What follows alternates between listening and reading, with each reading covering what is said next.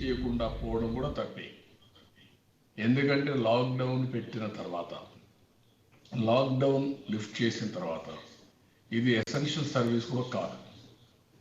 ఒకవేళ ప్రమాదకరమైన ఈ ఇండస్ట్రీ ఓపెన్ చేసేటప్పుడు అన్ని జాగ్రత్తలు తీసుకొని ఇన్ని రోజులుగా క్లోజ్ చేశాం కాబట్టి ఇప్పుడు ఓపెన్ చేస్తున్నాం కాబట్టి పొల్యూషన్ కంట్రోల్ కానీ దీని కన్సర్న్ డిపార్ట్మెంట్స్ కానీ పర్సనల్ ఇన్స్పెక్ట్ చేసి అన్ని సరిగా ఉన్న తర్వాతనే దీనికి పర్మిషన్ ఇచ్చి ఉండాల్సింది.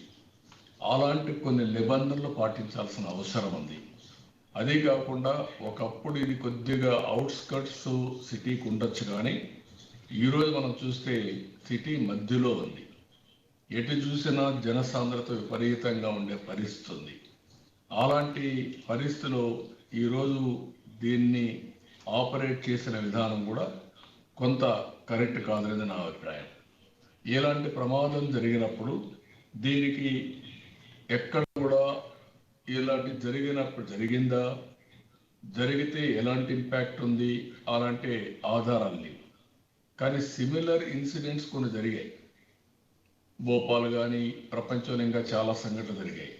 ఆ సంఘటనలు జరిగినప్పుడు అక్కడ పరిస్థితులు బట్టి అక్కడ కూడా రెస్పాండ్ అయ్యి ఏ విధంగా ఆర్థిక సహాయం చేయడం కానీ లేకపోతే ఫ్యాక్టరీస్ కాంపన్సేషన్ పే చేయడం కానీ అవన్నీ జరిగాయి.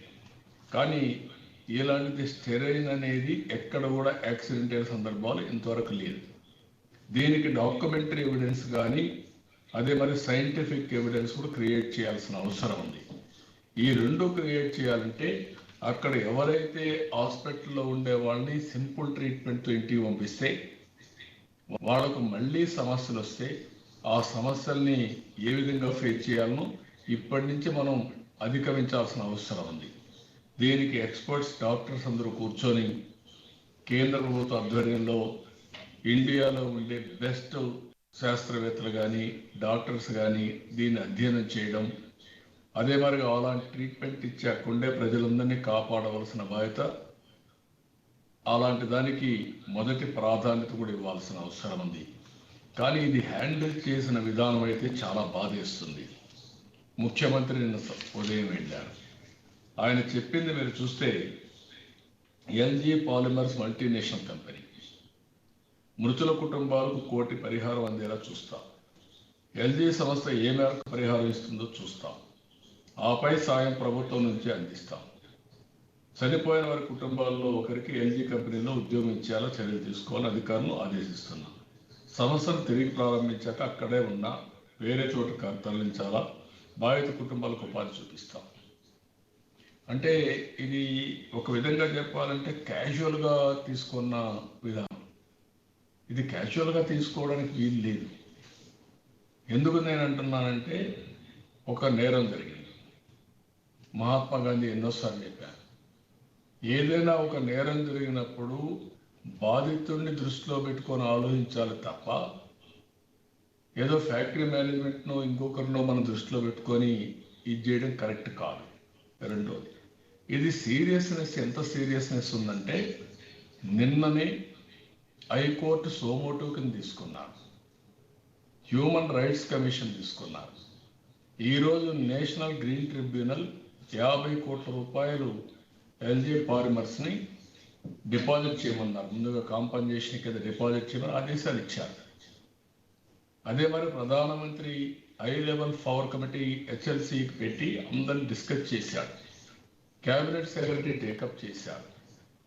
ఏదైతే దీన్ని నివారించడానికి అవసరమైన మెటీరియల్ ఇక్కడ లేదంటే గుజరాత్ నుంచి ఇమ్మీడియట్గా పంపించే పరిస్థితికి వచ్చారు. ప్రత్యేకమైన ఫ్లైట్లో కూడా పంపించారు. అలాంటి సమయంలో ముఖ్యమంత్రి అక్కడికి వచ్చి క్యాజువల్గా తీసుకోవడం కరెక్ట్ కాదని నా అభిప్రాయం. ఇన్వెస్టిగేషన్ ఏదో మామూలుగా తూతూ మంత్రంగా నేను వీళ్ళకి చెప్పాను వాళ్ళకి చెప్పాను మా చీఫ్ సెక్రటరీ ఈ కుండ అధికారులు చేస్తారని చెప్పడం కరెక్ట్ కాదు. ఇది ఎక్స్పర్ట్స్ చేయాలి, సబ్జెక్ట్ తెలిసిన వాళ్ళు చేయాలి. వాళ్ళు ఆపరేషన్ ప్రొసీజర్స్ కరెక్ట్గా ఫాలో అయ్యారా లేదా, తీసుకోవాల్సిన ప్రికాషన్స్ అన్ని తీసుకున్నారా లేదా, ఆ కోణంలో దీన్ని ఇన్వెస్టిగేషన్ చేయాలి తప్ప పైపైన మనం చెప్పేసి ఏదో చిన్న చిన్న కేసులు పెట్టి, ఏదైతే కేసులు మీరు చూస్తే సెక్షన్ 278 ఐపీసీ 284, 285, 337, 338(2) కిందన కేసులు బుక్ చేసే పరిస్థితికి వచ్చారు. అంటే ఇవన్నీ మనం చూసినప్పుడు సింపుల్ కేసెస్ పెట్టేసి నార్మల్ కింద ఈ కేసుని ఎంక్వైరీ చేస్తున్నాం అని చెప్పడం కరెక్ట్ కాదు. అదే మరి కంపెనీ మీరు చూస్తే ప్రమాదానికి దారితీసిన పరిస్థితులు అన్వేషిస్తున్నాం. మాకు సాంకేతిక బృందాలను ఆ పనికి అప్పజెప్పాం. స్థానికంగా ఉన్న దర్యాప్తు అధికారులతో కలిసి ప్రమాదానికి కారణాలు కనిపెట్టేందుకు ప్రయత్నిస్తున్నాం. అంతర్జాతీయ సంస్థగా అత్యున్నత పర్యావరణ పరిరక్షణ, భద్రత ప్రమాణాలను తాము కట్టుబడి ఉన్నాం. ఇది వాళ్ళు ఇచ్చిన స్టేట్మెంట్. ఇవన్నీ కూడా మనం ఒకసారి ఆలోచించినప్పుడు ఏదైతే ప్రజల ప్రాణాలు, ప్రజల ఆరోగ్యం, 12 మంది చనిపోయారు, భయభ్రాంతులైపోయారు. ముఖ్యమంత్రి విజిట్ చేశారు. ఎందుకంటే ముఖ్యమంత్రిగా ఉండే వ్యక్తికి అధికారం ఉంది. కేంద్ర ప్రభుత్వంతో మాట్లాడి ఎప్పటికప్పుడు సమీక్ష చేసుకోవచ్చు. ఎక్స్పర్ట్స్ అందరి దేశంలో కానీ ప్రపంచంలో కానీ అలాంటి అభిప్రాయాలు కూడా సేకరించి ఎలాంటి చర్యలు తీసుకోవాలో ఆ చర్యలు తీసుకోవచ్చు. ఒకవేళ ఫ్యాక్టరీ తప్పు చేసినప్పుడు ఇక్కడ మొహమాటం అవసరం లేదు. తప్పు చేసిన వ్యక్తి ఏ స్థాయిలో ఉన్నా ఎవరైనా శిక్షకు అర్హుడు. ఎవరికి కూడా ప్రాణాలు తీసే అవకాశం లేదు. మామూలు యాక్సిడెంట్ కాదు. ఒక ఫ్యాక్టరీలో జరిగితే ఆ ఫ్యాక్టరీలో ఒకరో ఇద్దరో కార్మికులు చనిపోతూ ఉంటారు. ఓసారి 5-10 మంది కూడా అవుతారు. మన రాష్ట్రంలో ఫస్ట్ టైం బయట వాళ్ళు చనిపోవడం, నాట్ ఫ్యాక్టరీ కార్మికులే కాదు, బయట వాళ్ళు చనిపోవడం, ఇది ఫస్ట్ టైం ఇది.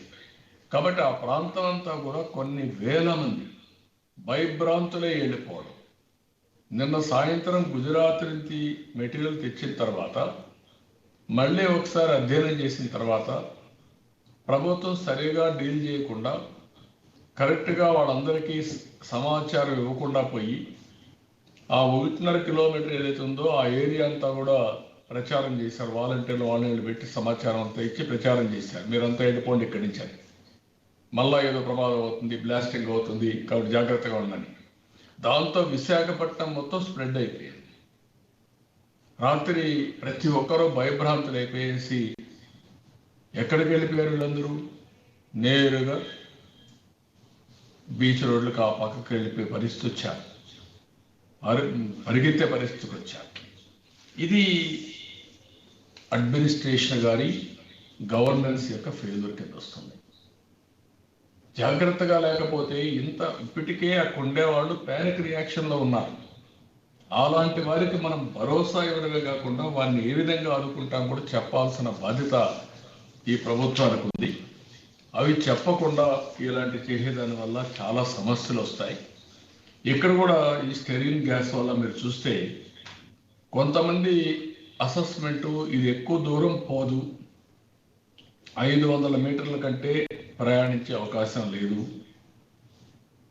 ఇంకొక పక్కన చూస్తే ఇది ఫెగ్మెంటేషన్ నేను ముందే చెప్పాను, దానివల్ల జరిగిందా 40 రోజులు లాక్డౌన్ వల్ల, లేకపోతే దీంట్లో ఇంకా ఏమైనా కెమికల్ కూడా కలిసి ఈ ప్రమాదానికి గురైందా?